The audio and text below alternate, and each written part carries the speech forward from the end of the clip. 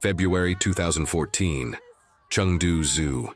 A sunny afternoon where families laughed, children pressed their faces against glass, and the world felt safe. But in 20 minutes, that safety would shatter. A man would climb a tree, he would jump, and two tigers would decide whether he lived or died. This is not a story about a wild animal gone rogue. This is a story about a mind at war with itself, a moment of madness, and the thin line between survival and slaughter.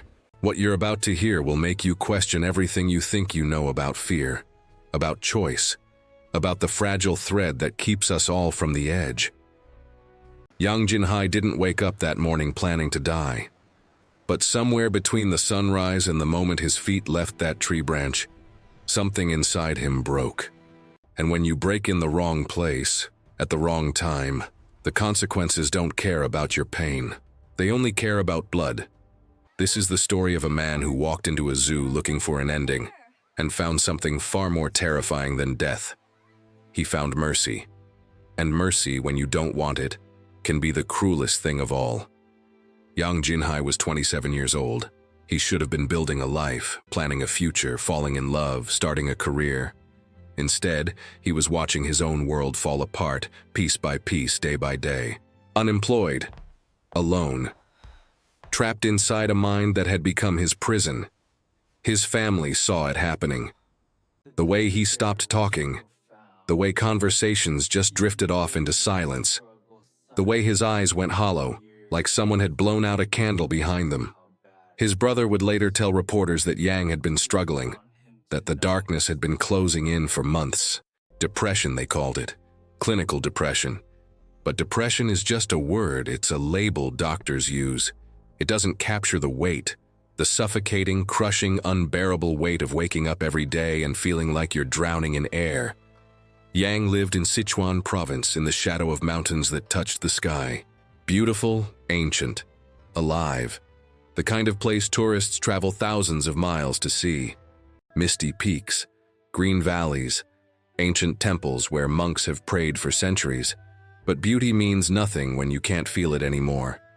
When the colors all turn gray. When the world becomes background noise to the war happening inside your skull. Yang had stopped working months before, stopped trying to find jobs, stopped pretending he had a plan. His days blurred together into one long, endless stretch of nothingness. Wake up, stare at walls, go back to sleep, repeat. His family tried to help. They really did. They tried to pull him back from whatever edge he was approaching. His brother would call, his mother would visit. They'd ask how he was doing, if he needed anything, if he wanted to talk. But you can't save someone who's already let go. You can throw them rope after rope, but if they won't grab it, there's nothing you can do. And Yang had let go. He just hadn't told anyone yet. He was still going through the motions, still pretending to be okay. But inside, he was already gone. On that February day, he woke up with purpose for the first time in months. Not good purpose, not healthy purpose, but purpose nonetheless. He packed a backpack, slowly, carefully. Brown rice, that's what he filled it with, not clothes, not supplies, not food for himself. Just rice, plain, uncooked brown rice. Scooped it from a bag in his kitchen, filled the backpack until it was heavy. Later people would ask why. What was he thinking? What was the plan? But plans require hope. Plans require believing there's a tomorrow. And hope was something Yang had run out of a long time ago. He left his home, walked through streets that didn't notice him. Just another face in the crowd, just another person going somewhere. Nobody looked twice. Nobody saw the pain. That's the thing about depression. It's invisible. You can be dying inside and the world just keeps moving around you like nothing's wrong. He bought a ticket to the zoo. Single admission. The woman at the booth smiled at him. Enjoy your visit. Yang didn't smile back. He just took the ticket and walked through the gates, into the zoo, into the place where his story would change forever. But Yang wasn't looking for distraction. He wasn't looking for entertainment or escape. He was looking for an end, a final chapter, a way to stop the noise in his head. And he had already chosen how it would happen. He had chosen the tigers. Chengdu Zoo sits in the heart of the city, a sprawling green oasis where the wild and the civilized meet behind bars and glass and carefully constructed boundaries. It's huge. Acres and acres of paths winding through bamboo groves, past ponds filled with swans, through tunnels where children run and scream with delight. Thousands visit every year, families pushing strollers, tourists with cameras hanging around their necks, school trips where teachers herd groups of kids from exhibit to exhibit. It's supposed to be safe, controlled, predictable. Every animal behind a barrier, every path marked with signs, every rule carefully designed to keep the chaos of nature at arm's length, to let people experience the wild without any of the danger. But rules only work if people follow them, and young Jinhai had stopped following rules the moment he decided his life was over. The tiger enclosure was one of the zoo's main attractions, a showpiece. People would plan their visits around seeing the tigers. 2 white Bengal tigers lived there, a male and a female, bonded pair, majestic, powerful, beautiful in the way that dangerous things always are.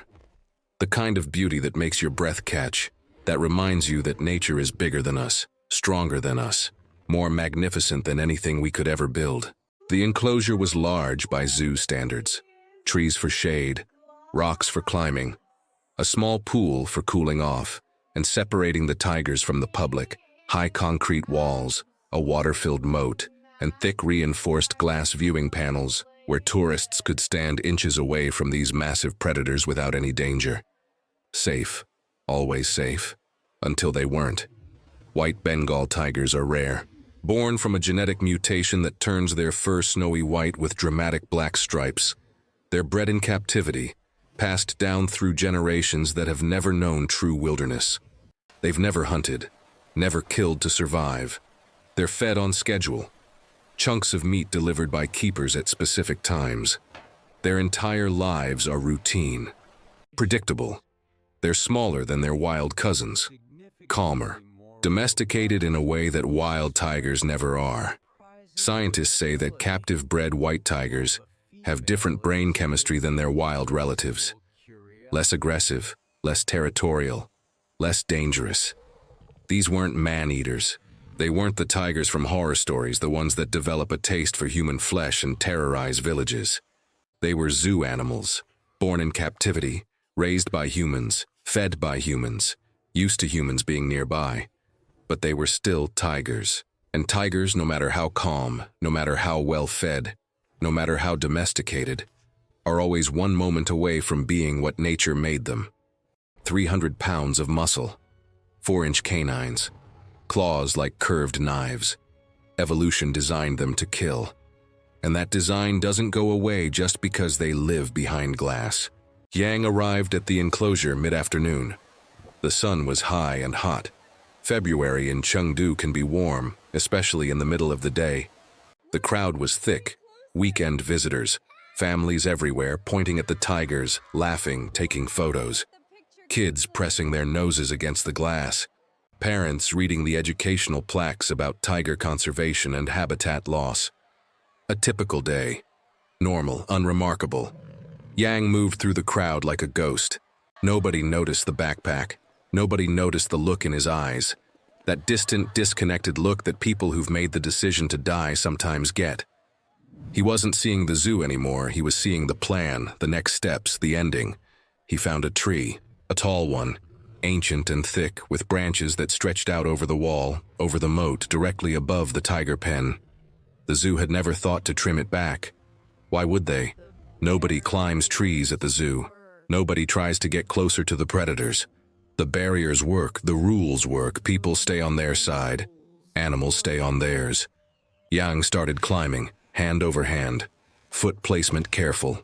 He wasn't athletic, but desperation gives you strength. Adrenaline makes you capable of things you never thought possible. At first, people didn't react. A few glances, a couple of confused looks. Then someone pointed. "Is that a zookeeper?" The backpack, the confidence. He must be staff, right? Maybe feeding time, maybe maintenance, maybe something official. But then he kept climbing, higher, further, out onto the branch that hung over the enclosure. And the whispers started. confused at first, then concerned, then panicked. Someone shouted, "Hey, what are you doing?" Another voice joined, "Sir, stop! You can't be up there!" But Yang didn't stop. He didn't even look back. He reached the branch that hung directly over the tigers. 20 feet below him, maybe more, concrete floor, and 2 white Bengal tigers staring up at him. The female saw him first. She froze, ears forward, eyes locked on this human who was doing something completely wrong. This wasn't normal. This wasn't part of the routine. Humans didn't come from above. Humans stayed behind the glass, behind the walls. They watched, they pointed, they made noise, but they never entered. Never crossed the boundary. The female tiger's instincts started screaming, "Danger! Wrong! Run!" She backed away, nervous, her massive paws silent on the concrete. The male tiger stood still, watching, calculating. Yang adjusted the backpack on his shoulders, took a breath, and then he jumped. Time doesn't move the same way when you're falling toward tigers. Witnesses said it felt like slow motion, like watching a nightmare unfold frame by frame, where you can see what's about to happen but you're powerless to stop it. Yang's body dropped. 20 feet. The backpack made him awkward, unbalanced. He tried to land on his feet, but his knees buckled on impact. The sound of his body hitting concrete echoed through the enclosure, a sickening thud that made the crowd gasp. The backpack burst open. Brown rice exploded everywhere, scattering across the ground like confetti, rolling into corners, sticking to the edges of the pool. The female tiger bolted. She wanted nothing to do with this. This human had violated everything she understood about her world. She ran to the far corner of the enclosure and pressed herself against the wall, ears flat, tail low, making herself as small as a 300-pound tiger can make herself. She was terrified, but the male didn't run. He stood there, frozen, staring at this human who had just dropped from the sky into his world, his territory, his home. Yang got to his feet, slowly, painfully. His ankle throbbed, his knees screamed. But he stood up, brushed rice off his clothes, and then he did something that made the crowd scream. He walked toward the tiger, not away, toward. He didn't run for the walls, didn't try to climb out, didn't back into a corner. He walked straight at the massive predator and started pulling faces, grimacing, taunting, opening his mouth wide, waving his arms like he was trying to anger it, like he wanted it to attack, like he was begging for it to attack. The tiger tilted its head, confused. This wasn't how prey behaved. Prey ran. Prey panicked. Prey made itself small and tried to hide, but Yang was doing the opposite. He was making himself big, making noise, challenging. The tiger's brain couldn't process it. Its instincts were short-circuiting. Attack? Retreat? Investigate? What was this human doing? The crowd was screaming now, full panic. "Get out! Climb! Run! Someone help him!" Parents covered their children's eyes. People fumbled for phones, calling emergency services, recording, shouting for security. But Yang stood his ground, later, after everything was over. After the wounds were bandaged and the questions started, he would tell doctors exactly what he was thinking in that moment. The words would be recorded in medical reports, published in news articles, quoted over and over. "I asked them to bite me. I wanted them to eat my meat, so I did not fight back." He wasn't trying to survive. He was trying to die, and he needed the tiger to help him do it. He had chosen this method for a reason. Quick, violent, final. No chance of waking up in a hospital with people asking questions, forcing him to keep living. Tigers don't leave survivors, or so he thought. The attack didn't come all at once. It came in stages, tentative, uncertain. First, the male tiger circled him. Slow steps, head low, sniffing the air, testing. The rice was everywhere. The scent was confusing. Was this food? Was this threat? Yang stood still, waiting. The tiger came closer, close enough that Yang could see his own reflection in those massive golden eyes, close enough to smell the animal, that wild, musky scent that captivity never fully erases. Then the tiger lashed out, one massive paw, claws extended. It happened so fast that witnesses barely saw it, just a white blur of movement. The claws raked across Yang's arm, 4 parallel lines. Skin opened instantly. Blood appeared, bright red against pale skin, bright red against white fur where the tiger's paw came away stained. The crowd gasped. Children started crying.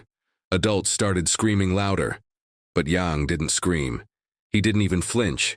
He just stood there, watching the blood run down his arm, waiting for more. The tiger bit down on his shoulder. Not a killing bite. Not yet. Just a test. Teeth sinking through fabric, through skin, into muscle. Yang stumbled but didn't fight. Didn't punch. Didn't scratch. Didn't try to escape. The tiger dragged him a few feet, teeth locked on the back of his neck the way a mother cat carries kittens, the way predators carry prey. Yang's body went limp, complete surrender, total acceptance. The tiger shook him, not violently, almost gently, like it was still trying to understand what this thing was. More blood, more screams from the crowd. But still, Yang didn't resist. The female tiger stayed in her corner. She wanted no part of this. This human was wrong. His behavior was wrong. His smell was wrong. Everything about this moment violated the carefully controlled routine of her entire life. She had never seen a human inside her enclosure, had never been this close to one without glass between them, and the way this one was acting, just lying there letting her mate bite him, it triggered every prey recognition system in her brain. But she didn't approach, didn't join in. She just watched from a distance, confused and frightened. The male was committed now. He bit again. Puncture wounds in Yang's back, his legs, his arms, his side, each bite careful, measured, not the crushing, bone-breaking bites that tigers use to kill water buffalo and deer. These were exploratory bites, testing bites. The tiger still wasn't sure what Yang was. 16 wounds total. Doctors would count them later. 16 separate puncture marks where 4-inch canines had pierced flesh, but none of them deep, none of them lethal. The tiger was holding back. Whether by instinct or confusion or some mercy that animals sometimes show, he wasn't trying to kill. He was just trying to understand. Yang lay there, bleeding, waiting for the end. But the end didn't come. The tiger backed away, sat down, stared at him. Yang lifted his head, saw the tiger watching, saw the female still pressed against the far wall, saw blood pooling beneath him. And somewhere, in some deep part of his brain that still wanted to survive despite everything, he realized he needed to move, needed to get to shelter. The glass viewing panel was close, maybe 10 feet. He started crawling, slowly, leaving a red trail behind him. Inside the zoo's control center, alarms were screaming. Red lights flashing on security monitors. Camera feeds showing the impossible. A man in the tiger enclosure. Blood on the concrete. A crowd in full panic. The emergency protocol kicked in immediately. Buttons pressed. Radios crackling. Code red. Tiger enclosure. Human inside. Medical needed immediately. 50 zoo staff mobilized. Keepers who knew the tigers. Medics with stretchers and trauma kits. Security with protocols they'd trained for but never thought they'd actually use. They grabbed tranquilizer guns from locked cabinets, fire hoses, poles, nets, anything that could help. But they had to be careful. One wrong move and the tiger would kill Yang instantly. Tranquilizer darts don't work like they do in movies. Animals don't drop immediately. It takes minutes, sometimes longer. And a cornered, threatened tiger with a human in its mouth is the most dangerous thing on Earth. They had minutes, maybe less. Every second counted. The first responder arrived with a high-pressure water hose, the kind they use for cleaning, for controlling crowds, for emergencies exactly like this. He aimed it at the male tiger, braced himself, opened the valve. The blast hit the animal square in the face. Cold water, High pressure. Shocking. The tiger released Yang immediately and backed away, hissing, shaking his massive head, trying to clear his eyes. Water sprayed everywhere. Yang crawled faster. His hands left red streaks on the wet concrete. The tiger paced, still confused, still watching. Not aggressive now, just uncertain. The keepers fired tranquilizer darts. 1, 2. Small pops in the chaos. The darts hit the male tiger in the shoulder, in the hindquarters. He flinched, turned to look at the strange stinging sensation. His legs wobbled. The drugs worked fast. Powerful sedatives designed to drop a 300-pound predator in under a minute. Within 30 seconds, his movements became sluggish. Within 45 seconds, his legs gave out. He collapsed onto his side, still breathing, still conscious, but immobilized. The female was already darted. She went down without a fight, didn't even try to resist, just slumped against the wall where she'd been hiding this entire time. Yang reached the glass viewing panel. Tourists on the other side were pressed against it, staring in absolute horror. Some were crying. Some were recording. Some were frozen, unable to look away from the blood. Yang lifted his hand, pressed it against the glass, and then he smeared something across the surface. Pinkish red. Later, investigators would find it was ink from a pen in his pocket mixed with his blood. A message? A mark? A final statement? Nobody knew. Yang never explained it. He collapsed against the glass. His eyes were open but empty, looking at nothing, looking at everything. The staff rushed in, 6 of them, stretcher ready, medics with gloves and gauze and trauma shears. They lifted Yang carefully, checking his wounds, applying pressure to the worst ones, loading him onto the stretcher. 20 minutes. That's how long the entire nightmare lasted. From the moment Yang jumped to the moment the ambulance doors closed. 20 minutes that felt like a lifetime. Young Jinhai was rushed to the 416 hospital in Chengdu. Sirens screaming. Medics working in the back of the ambulance. IV lines. Blood pressure cuffs. Oxygen mask. He was conscious the whole time, staring at the ceiling, not speaking. In the emergency room, doctors worked fast. 16 puncture wounds, multiple lacerations, severe bruising, potential infection from animal saliva, possible internal bleeding. They cleaned each wound, stitched what needed stitching, started antibiotics, rabies protocol even though zoo tigers are vaccinated, tetanus shot, pain medication, but nothing fatal. Miraculously, impossibly nothing fatal. The tigers had held back, the doctors couldn't believe it. They'd seen animal attacks before. Dog bites, snake bites. Once, years ago, a zookeeper who got too close to a bear. But a tiger attack where the victim survived. That shouldn't happen. Tigers are apex predators. When they attack, people die. Always. But Yang had 16 wounds and all of them were superficial, painful, requiring treatment, but survivable. The lead trauma surgeon would later tell reporters that Yang was the luckiest unlucky person he'd ever treated. The zookeepers came to the hospital. They needed to understand what happened, why the tigers behaved the way they did, why they didn't kill him. The answers became clear as they pieced together the timeline. The tigers had been fed that morning. A large meal, huge chunks of meat. They were full, satisfied. Their hunting instincts dulled by full bellies. A hungry tiger would have torn Yang apart in seconds. But these tigers weren't hungry. They were just confused. There was another reason. White Bengal tigers are docile. Generations of captive breeding had softened them. They'd never killed anything, never needed to. They were fed dead meat by keepers they trusted. Their aggression had been bred out over decades. Wild tigers would have killed Yang without hesitation. But these weren't wild tigers. They were domesticated in ways that made them less dangerous but also more confused when something unexpected happened. And there was one more factor: the enclosure layout. The white tiger's pen was adjacent to a larger enclosure that housed a Siberian tiger. Massive, male, fully grown. That tiger was wild-caught, not captive-bred. He retained all his natural aggression, all his hunting instinct. And he was dominant.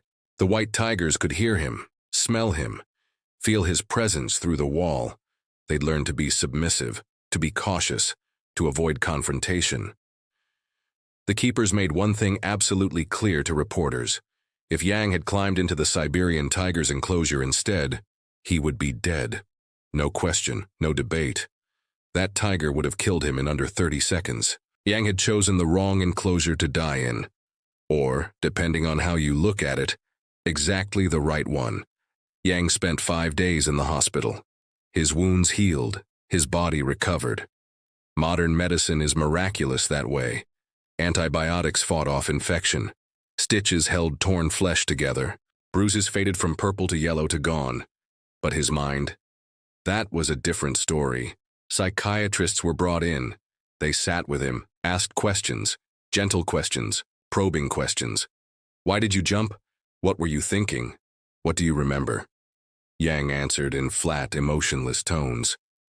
He said he wanted to feed the tigers, the rice, the backpack. He thought they would be hungry, but everyone knew the truth.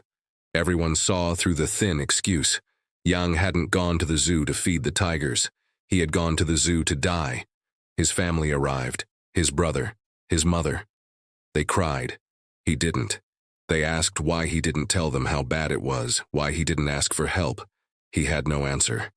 Or maybe he did and just couldn't put it into words. How do you explain the kind of pain that makes death seem like relief? How do you tell the people who love you that their love isn't enough to keep you here?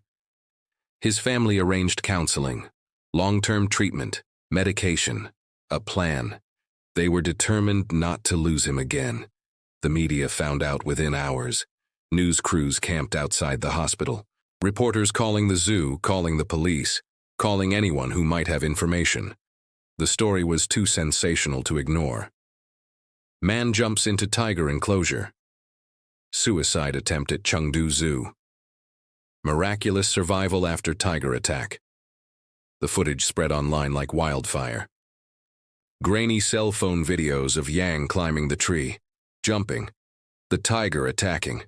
Thousands of views became millions. Millions became tens of millions.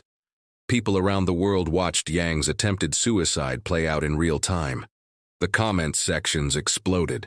Some people called him crazy, selfish, attention-seeking. Others called him tragic, a victim of untreated mental illness, a symptom of a broken healthcare system. Mental health advocates seized the story. They wrote articles, they gave interviews. This is what untreated depression looks like, they said. This is what happens when someone falls through the cracks. This is why we need better mental health services, better access to treatment, better understanding of suicide warning signs. Yang's story became a symbol, a cautionary tale, a rallying cry. The zoo faced its own crisis. Questions, investigations, accusations. Should the enclosure have been more secure? Should staff have noticed Yang climbing the tree sooner? Should there have been nets or barriers to prevent jumps? Animal rights groups got involved. Some argued the tigers should be moved to sanctuaries. Others said the zoo had handled everything correctly. The investigations concluded that the zoo had followed all safety protocols. The enclosure met international standards. Staff responded within 2 minutes. The tigers were examined by veterinarians, cleared of any behavioral issues. They had acted on instinct, not aggression. If anything, they had shown remarkable restraint. The truth was, nobody could have predicted this. Yang didn't break through any barriers. He didn't cut any fences. He didn't sneak in after hours. He bought a ticket, walked through the front gate, and climbed a public tree. There was no way to stop him without locking down the entire zoo, without cutting down every tree, without building walls so high that sunlight couldn't get in. You can't protect people from themselves, not completely, not without turning the world into a prison. The tigers were kept in isolation for a week, standard protocol after an incident. Veterinarians monitored their behavior, checked for signs of stress or trauma. The male showed some anxiety at first, pacing more than usual, not eating as much, but within days, he was back to normal. The female had never been affected. She'd been terrified during the incident but recovered quickly. Both tigers were eventually returned to their enclosure. The glass was cleaned. The blood was washed away. The rice was swept up. And the zoo reopened to the public. Visitors came in droves. Morbid curiosity. Everyone wanted to see the enclosure where it happened, where the man jumped, where the tigers attacked, where the impossible survival occurred. The zoo added new signs. Do not climb trees. Stay behind barriers. Zoo rules strictly enforced. But deep down, everyone knew that no sign could stop someone who had already made up their mind. Yang's brother released a statement. A formal apology to the zoo, to the staff, to the tourists who witnessed the trauma. He thanked everyone who helped save his brother's life.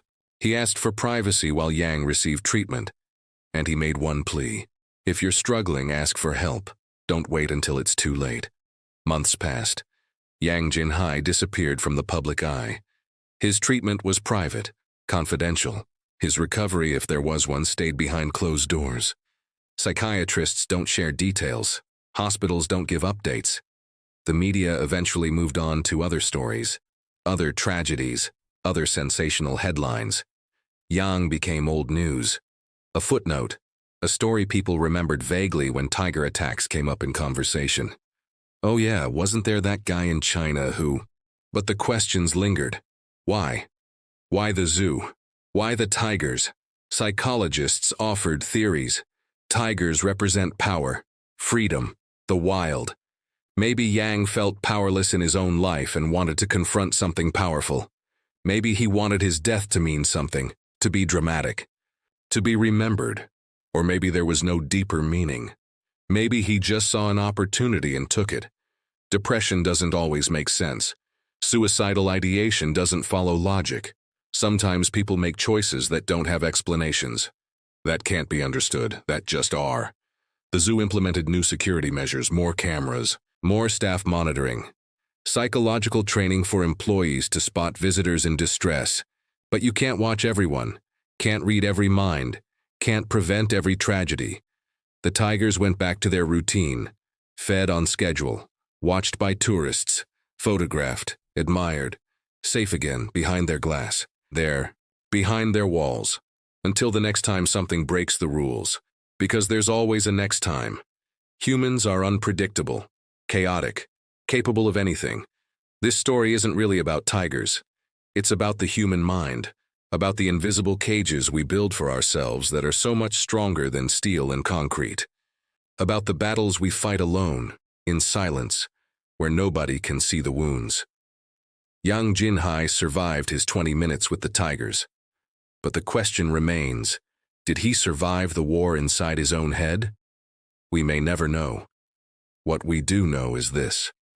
On that February day in 2014, a man climbed a tree, jumped into a tiger enclosure with a backpack full of rice, and walked away alive.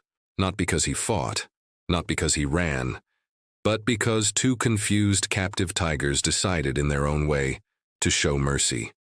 And maybe that's the most terrifying part of all. Yang's life didn't end because the tigers chose not to end it. His survival was never in his hands. It was in theirs. Paws that could crush skulls, jaws that could snap necks, claws that could open arteries in seconds. For 20 minutes, in that blood-stained enclosure, Yang learned what it means to give up control completely. To hand your fate to something wild, something unpredictable, something that could kill you without a second thought. And to hope, in some broken, desperate corner of your mind, that maybe it will. But the tigers didn't kill Yang Jinhai that day. They gave him something he didn't want. They gave him more time, more days, more chances. They let him live. And now he has to figure out what to do with the life they gave back to him. That's the real survival. Not the 20 minutes in the cage, not the wounds, not the surgery, but every day after. Every morning when you wake up and have to choose all over again whether living is worth the fight, whether the pain of existence is better than the peace of ending it. That's the battle Yang faces now. Not against tigers, against himself. The tigers are still there, behind the glass, waiting, watching, pacing in their enclosure, living their simple, controlled lives. And somewhere Yang Jinhai is still here too, walking, breathing, carrying his scars where everyone can see them and where nobody can. 16 puncture wounds on his skin, countless more in his mind. A reminder that sometimes the most dangerous predator isn't the one with claws and teeth. It's the one that lives inside your mind. The one that whispers when you're alone. The one that tells you the only way out is to jump. The one that makes death look like mercy and survival feel like punishment. Yang's story doesn't have a neat ending. There's no resolution, no redemption arc, no miracle recovery.